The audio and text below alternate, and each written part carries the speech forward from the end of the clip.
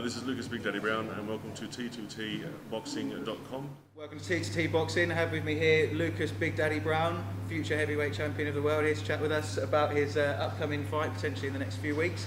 Lucas, can you tell us a bit more about that? Where are we going to see you next? Basically, I'm waiting for the visa and all that sort of side of things to come through, but it's going to be in St Mary's in 3 weeks, so 27th of September. It's for a WBC title, so it's the Asian Boxing Council's silver title, something like that. So another opportunity for at least all the Sydney siders to be able to sort of watch me again. It's been a few years since I've actually fought in Sydney, so at least the people here can come down and watch, which is great. And it's for a title as well, so pending the visa and all the rest of it, we'll be on soon. Yeah, absolutely. And WBC is one of the, I know one of the boards that you're sort of fairly well ranked with. So that'll obviously be a big help in that respect. It is. Am I right in thinking that there's some new rankings coming out in the next week or two? I've been told it's the 10th, so hopefully like sometime this week, basically. I'm currently ranked number 7 by the IBF, 8 by the WBC, and 13 by the WBA.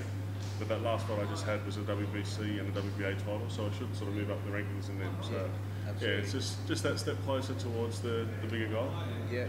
Well, Rudenko's obviously he's rated fairly highly by through the board, so I think that should work in your favour. Hopefully. And I know we caught up not long after that, and you had some thoughts on where you wanted to go in terms of your training and where you wanted to be for the next fight.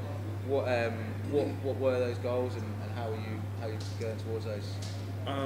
One thing about myself which I am happy with is that I learned something for every fight. So I wasn't happy with my performance in the last fight in any way, really. Like I was muscle fatiguing a lot, I was overheating, things like that. So one of the things I need to do is trim down in a big way. So I was sitting at about 124 for that fight, and I need to be back down to about 114. So it's a good 10 kilos to lose.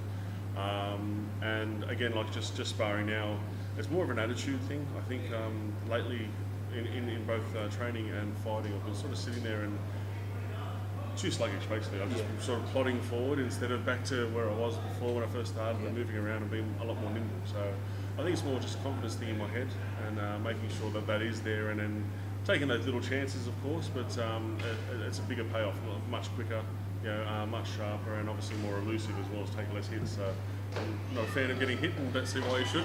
But so absolutely. And so obviously training with Peter Graham tonight, quick sparring, which you guys will be able to see online soon. How did that go? And have you known Peter for very long? Has that been something that's been going on for a while? As you can imagine, the fight world in Australia isn't that big, so everyone who's of some sort of quality knows everyone, and we all jump around together. Pete's an absolute legend in the sport itself, or in all sort of martial arts across the board. So for me to be able to come down to his gym and do sparring is absolutely awesome. So I'm always welcome here, which is very good. And he's just a hard nut, which is great. So you need that sort of hard nut training where you can hit someone and they can just look at you and smile and keep coming back. So it's great. Yeah, I can't imagine there's many people that fancy you doing that with yourself. No, not really. No. There honestly isn't. No. Fair enough. And obviously, we quite last time we were speaking about potential opponents, and obviously the Fury fights maybe in the pipeline, which obviously as British fans, I'd be keen to see that. And I know that you and Wilder have had a few interactions. And if you could have your pick of anyone out there in the division at the moment, who would that be? Wilder. Definitely Wilder. Just for the fact that he's obviously fighting whoever gets put in front of him, which is, that's his job. So he's 32-0 with 32 knockouts. Now, the last guy he fought, Jason Gavin, I fought in something like my 13th or 14th fight. So why is he still fighting him in his 32nd fight? You get what I mean? So if I fought that quality of opponent the entire way through, I'd have knockouts and all that sort of stuff as well. So I think the one thing about Wilder is his questionable chin. You see many amateur fights where he's got the headgear on in the big 16s and still gets knocked down and everything else. So I'd love to be the one to knock him out. Yeah. Absolutely, I think plenty of people would be lining up to see right. that. Yeah, exactly. He's certainly not been quiet on Twitter and social media. So, and I remember seeing yourself and Fury talking recently before your last fight, and talk of that being a potential title fight down the line, and looking as if you might reach that title before he does, especially with the luck that he's been having in terms of getting his fight. So, when do you see that happening for yourself, and do you think WBC or IBF is the most likely route? In all honesty, I don't know. It all depends on rankings and obviously who the promoter talks to, who and when, and there's a lot of politics involved. So luckily I've got Hatton on my side with the international exposure and all that sort of stuff. So I'm on the right track, but it's hard to sort of pinpoint what and where. I think it'll either go the WBC route, which I'd like better. I'd prefer not to fight Klitschko. But I prefer not to fight Klitschko, and I actually like the WBC belt better. When I think about that, I think your Muhammad Ali's and your Tysons and all that sort of stuff. So that's what I think anyway. So I prefer the WBC route. The other one is the WBA route, which Chigayev has at the moment. So Klitschko's got the super title and Chigayev's got the actual world title. So it's something that's up for grabs on that regards as well. So definitely those two. But yeah.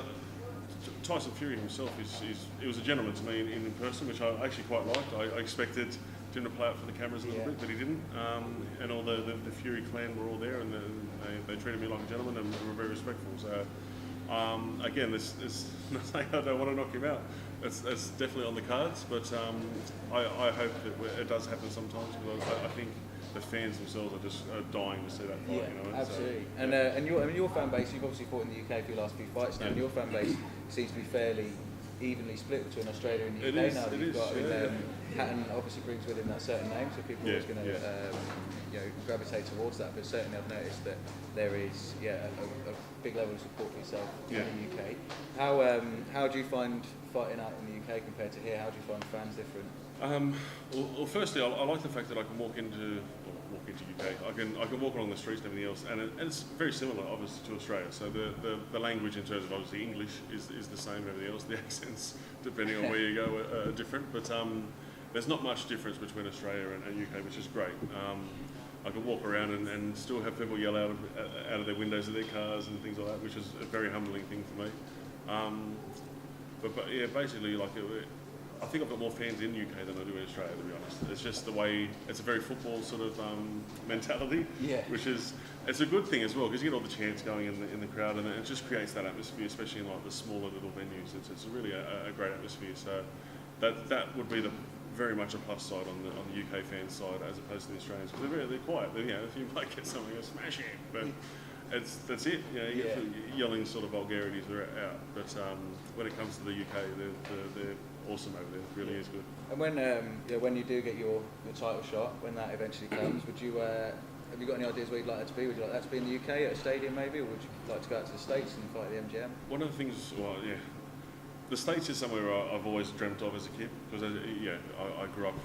Tyson in particular was one of the ones that I sort of watched and just went, that's awesome. So Vegas is definitely the big hot spot, and one place I would like to fight is Madison Square Garden in New York. So obviously a world title is a world title, so wherever it is, I'll go. You know what I mean? But Chigayev, for example, it was going to be in his home country. And then through the Hatton team, they're sort of like, we'll have to bring an armed guard and this and that. And I'm like, good, because if we do get the decision, we're going to have to get out real quick. And I thought, it's not exactly something you want to be thinking about while you're fighting, but mate, wherever it is, I'll fight wherever it is. So it's great. Absolutely. And just a final point, then, working with Ricky Hatton, how's that been? What's he like to work with, and travelling with, I suppose, the media circus that potentially goes with that? I watch him walk down the street from basically the car park to the venue, and he gets swarmed, which is, it's a good thing for him. Obviously, still like, he's not fighting, but he still gets the notoriety and everything else. I often get a hello or a picture and things like that, which is nice. But when it comes to the point where you can't go to the shops, it gets a bit daunting. You know what I mean? But the guy's he's got knowledge to burn. You know what I mean? So there's all those little things that I don't do in terms of inside fighting and stuff like that he's trying to help me out with. I've recently hooked up with Jeff Fennick over here, so two sort of smaller fighters helping me out with all the things that I need to do and all the basics that I was never taught. So between them two, having the knowledge sort of put on me will be absolutely sensational. Excellent, and we obviously look forward to your next fight. We'll be there ringside. Thank you very much. Maybe come back and see you afterwards for a few 100%, celebratory beers. But, maybe a vodka Red Bull. Exactly that. Peter Graham's jumping in a shot. Well, perfect. We'll leave you there, Lucas. Thanks a lot for your time today, and we'll obviously catch up and speak to you very soon. Awesome. Thank you. Thanks, very mate. much. Thank you.